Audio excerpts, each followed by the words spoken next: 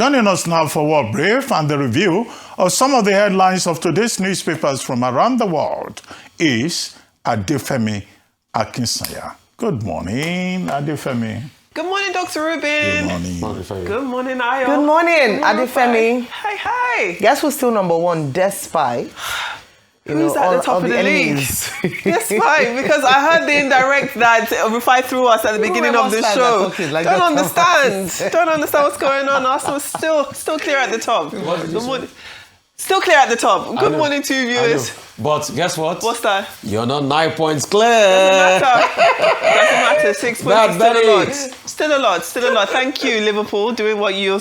Well, actually, you didn't do what you're supposed to do. That's besides the point. Good morning to viewers. Man City never walked alone anyway. Anyway, viewers. It never works alone. Let me tell you. Man City never walked alone. You get the joke. Children of God, can I tell the people what is happening around the world, please? Please. Thank you. Good morning to you, viewers. Let me tell you what's happening around the world. Now, March 18th and 19th, 2026. I want you to mark those dates in your calendars. Those are the dates of President Tinubu's state visit to the United Kingdom. At the request of King Charles, President Tinubu and First Lady Tinubu will make the first state visit of a Nigerian leader in more than 37 years. Now, Nigeria and the United Kingdom do share a long diplomatic history marked by high-level state visits on both sides. So let's take a look at that history. Well, firstly, if we take a look at the last 3 Nigerian presidents to have visited the United Kingdom, they were, of course, Yakubu Gowon back in 1973. We've got a picture of him alongside the late Queen Elizabeth II.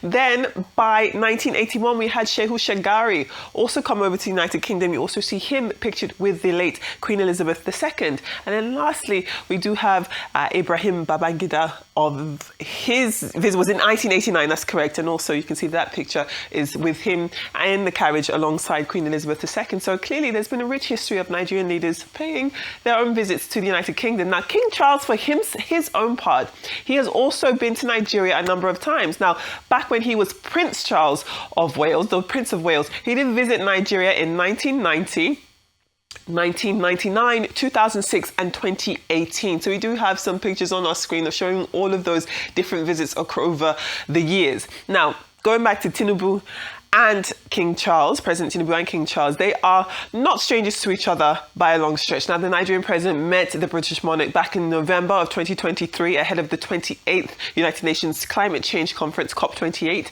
And he also met him in Dubai. That conference was taking place in Dubai. And then he also met King Charles again in September of 2024 at Buckingham Palace. I know there's conversation about why this visit is going to be held at Windsor. It is because, as I rightfully said, refurbishment works happening there. That being said, we do know that it is definitely going to be something for many people to look forward to. As I said, the 18th and 19th of March will be interesting to see what comes of this state visit. We will, of course, be taking you across all of it. Let's move on to our next paper. We are staying in the United Kingdom, and the UK Prime Minister Sir Keir Starmer's, his Chief of Staff, Morgan McSweeney, he has resigned. Now, he's done so clearly in an attempt to take responsibility for his role in John Mandelson's appointment as US Ambassador in 2024. Now, McSweeney did release a statement over the weekend, and in that statement, he said that I advised Prime Minister to make that appointment, and I take full responsibility for that advice. The decision to appoint Peter Mandelson was wrong. He has damaged our party, our country, and our trust in politics itself. So very, very stern words there. But clearly, there's still going to be questions. Is this resignation going to be enough to save Keir Starmer? The British Prime Minister starts this new week still fighting for his political life. Now, following the latest release of the Jeffrey Epstein files, which suggested that Mandelson sent market-sensitive information to the convicted sex offender when he was UK government's business secretary during the 2008 financial crisis. That was clearly well before Keir Starmer's time. What he's in the firing line for is the fact that he brought him back into government in 2024 as US ambassador. Now, Starmer's government has promised to release its own emails and other documentation related to Mandelson's appointment, which it says will show that Mandelson did mislead officials and did lie to the Prime Minister. We will see what happens there. Now, Moving on to Japan, they do say that fortune favors the brave. And Japan's first woman prime minister's decision to call a snap election has paid off. That's as her Liberal Democratic Party has secured a 2/3 majority, a supermajority they're calling it, in that parliamentary vote. Now, Sanae Takeichi had sought a clear public mandate by calling the elections just 4 months after becoming party leader. Now, her apparent success is marked contrast to her two predecessors, under whom the party did lose its parliamentary majority in the first place, and that was due to corruption scandals and rising costs across Japan. Now, US Secretary, the Treasury Secretary, Scott Bessent, did hail Takeichi's big victory, saying that when Japan is strong, the United States is strong in Asia. Very interesting.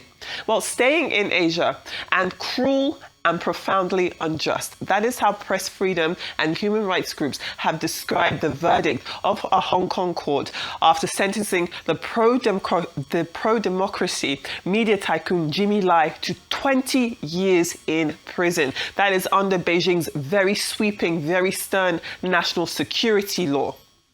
Now, the trial has spanned almost 5 years. Jimmy Lai himself is 78 years old, and he is the founder of the now shut down Apple Daily newspaper. He's also a UK citizen, and he was first arrested back in August of 2020, and he was found guilty late last year on 2 counts of foreign collusion and 1 count of seditious publication. Now, Lai's sentence of 20 years was within the most severe penalty band of this crime, or these crimes, so you can be sentenced from 10 years to life imprisonment, and they've clearly given him 20 years, which is quite stern. And his family, his father, his daughter say that he could die in prison and are calling for assistance. Now, our final story on today's World Brief is the updated news of US news anchor Savannah Guthrie and her family have released a new video pleading with the potential kidnappers of their mother, Nancy, for her safe return. Let's take a listen to what they had to say.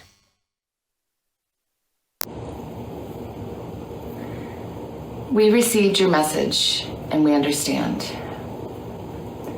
We beg you now to return our mother to us so that we can celebrate with her. This is the only way we will have peace. This is very valuable to us, and we will pay. So you can see the desperation there, saying that we've received your message and we will pay. So regarding the word message, what she's referring to is an email sent to a Tucson-based television station. It's called Cold, or KOLD.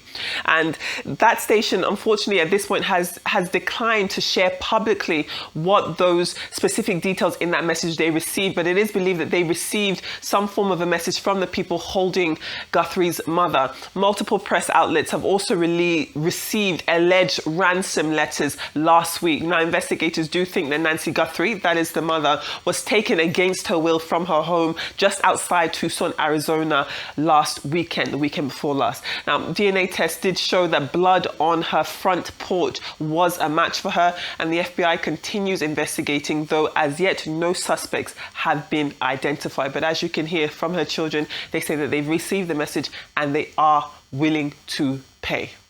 Let's move on to our newspaper headlines across the world. As ever, we begin at home in Nigeria with the front page of This Day. And This Day does report that Senate President Godswill Akpabio has summoned an emergency Senate meeting. They are sitting amid all of this backlash over these alleged changes to the Electoral Act, particularly the issue of real-time electronic transmission of election results. Now, the move does follow criticism from prominent Nigerians and the Nigerian Labour Congress, who are warning that weakening electronic transmission could undermine the credibility of the 2027 elections. Let's take a look at the Punch. The Punch reports that tension is rising within the PDP, the People's Democratic Party, as 2 rival factions prepare to assert control over the party's national secretariat over in Abuja. So you've got the one group. They are backed by FCT Minister Nyesom Wike, and they say a court judgment allows it to be reopened. The secretariat, they say that the court judgment allows the secretariat to be opened and that party activities should resume with police support. support. Then you have the opposing faction. They are supported by Oyo State Governor Seyi Makinde, and under their group, they argue that the judgment is under appeal and they are warning against a forceful takeover. Now, both sides are blaming each other for any possible unrest. There are rising fears of clashes at the party's headquarters today. Let's take a look at the Daily Sun this morning. And the Daily Sun does report on heightened insecurity in parts of Kogi and Niger states, and that is as a result of markets being forced to close down, motor parks also being forced to close down in several areas across both of those states. Now, community leaders say the residents are under siege with kidnappings, attacks persisting, and they are calling on the federal government for urgent security intervention. Well, let's take a look at the New Telegraph this morning. And the New Telegraph does report that traditional rulers, who are both Christian and Muslim, are in Borgu appealing to President Bola Ahmed Tinubu to urgently end the killings and restore security in their areas and communities. Let's take a quick look at our British papers this morning. So clearly we've got the iPaper, and that does take on the lion's share of what British dailies are talking about. Most of the British papers today are leading on Morgan McSweeney's resignation as the Prime Minister's Chief of Staff. Now, the iPaper reports that Sir Keir Starmer and his aide jointly agreed on the exit, which allows, or really it follows further disclosures about Peter Manson's relationship with Jeffrey Epstein. Their headline says Operation Save Starmer is what they're calling it. We'll see if he's done enough. And if we take a look at the Daily Mail this morning, the Daily Mail, we don't see her, but it's really in response to Kemi Badenoch's comments. And she said that the Prime Minister never takes responsibility for his terrible choices. That is what the Daily Mail is focusing its own headline on. And they are asking, how long can Starmer cling on? So clearly the British papers don't believe that he is in safe waters just yet. Starmer has got to go. He's got to? Yeah, he's got to go. He's got to go. He knew what Mandelse was doing before now. He did his due diligence, but he passed Mandelse one way or the other. He never preempted that the Epstein file was going to come out and indict Mandelse so hard down the line. So he knew what he was doing. All of this trying to get a fall guy. Well, what he's done is to get a fall guy. It's not going to solve the problem. Please, Kemi Badenoch, put fire under his feet in Parliament. You know, Kemi, I never thought there was a day I was going to praise Kemi because, I mean, I've got my grouse with Kemi. She's an anti-Jemima. But to hold him accountable was a good one. He's got to go. He knew the consequence of his action. He was a man selling state secrets. He's a saboteur. So he's got to go. He's got to take responsibility and go. And there are many people waiting in the wings that will lead the party. And the Burnham is a good choice. Real quickly, as regards the woman from Nara Prefecture, she's done an amazing job. In fact, she blew everybody's expectations away. 356 seats. She had a coalition with the Japan Innovation Party. For the first time, they went against and routed their opposition. That's the Constitutional Party that did a deal with their former partners, the Komeito. And they did so well, 352 seats. In fact, almost all the right-wing parties, like the Sanseitos of this world that did well in the last elections, all of them have been trounced. She's seen as more conservative than all of them. She's seen as bold. She's seen as, you know, bringing a lot of gusto and dexterity back to Japan. And everybody wants to work with her. This woman that went to Kobe University has got her head screwed on. And let's see, maybe this might be another long political successful dynasty like, what's his name, that passed of blessed man, Shinzo Abe. If she can have a good run like Shinzo. But she's doing well at this point in time. Let's see. But I'll stay in the UK for my comments this morning. First of all, on Keir Starmer, let's see if what happened in 2022 with Boris Johnson would see a repeat of that. Again, his was based on, well, what triggered his resignation was based on his appointment of Chris Pincher, who had a complaint of sexual misconduct against him. Yes. And it came to a head when over 60 plus of his MPs resigned, or, you know, on the of his ministers resigned on the same day. He had to then follow and resigned, and he said it was a bad judgment. It was bad judgment on his part. The same thing is happening with Keir Starmer years later. it's a case of bad judgment with the appointment of Mandelson as ambassador to the United States of America. I think what would be the most defining moment of whether or not he would resign or not would be the support of his MPs. It looks like now we're seeing some, there's silent discontent, but to what extent would they take it? If his cabinet ministers begin to resign based on this now, scandal, it just very well might be the end of Keir Starmer. We've seen this happen before. If they stand with him, he might be able to survive this particular one. But if they all, if they feel like it's going to have electoral value in terms of the weight, in terms of perception, they're not doing quite well in the polls right now, or in the opinion polls right now, then they might just have to move him out. That would be perhaps the deciding factor. Now, with regards to the state visit, that's something to look forward to. Yes. And that is the Nigerian president's state visit. It will be 2 days. The first day would be the pomp and pageantry, the ceremony. He's the royal receival. He'll be received by a member of the royal family, then formally received by the king and queen, like I mentioned, at Windsor Castle. The second day would then be business, and then he'll have an opportunity to hopefully address the joint House of Parliament and House of Lords when he visits the next day, and then have some trade conversations as well. Yes. Hopefully meet with some Nigerians in diaspora. We have about 300,000 to 500,000 Nigerians as at 2024 to 2025 in the United Kingdom. So gives an opportunity for him to engage with the diasporan community. But a number of things to look forward to, and hopefully we'll talk about that in more detail later. The president's state visit to the United Kingdom, we need to debunk one impression that when President Shagari visited and President Babangida visited, they were received in the Buckingham Palace, which is the office of the monarch, and that now the Tinubus are going to be received at the Windsor Castle. Well, there's no issue about that. For proper education, now the Windsor Castle is the home of the monarch, and it's even the older, more historic, more symbolic location, having been built in the 11th century by William the Conqueror. And the monarch lives there and also receives visitors there. State visits are also received there. So that does not amount to a downgrading of the Nigerian president. But the Buckingham Palace also, state visits are also conducted there. But the big point to be made is that what will be the fallout? Nigeria and Britain, we have chambers of commerce, we have binational commissions, we have historical connection. Now trade will be discussed. In our time, we used to go every year, to have trade discussions with British experts. What is the fallout? What will come out of it? We will need concrete outputs, whether we are relating with China or South Korea or the United Arab Emirates. So it should not just be about ceremony. It should not just be about the symbolism or the historicity of it. Now, very quickly, Morgan McSweeney had it coming for him.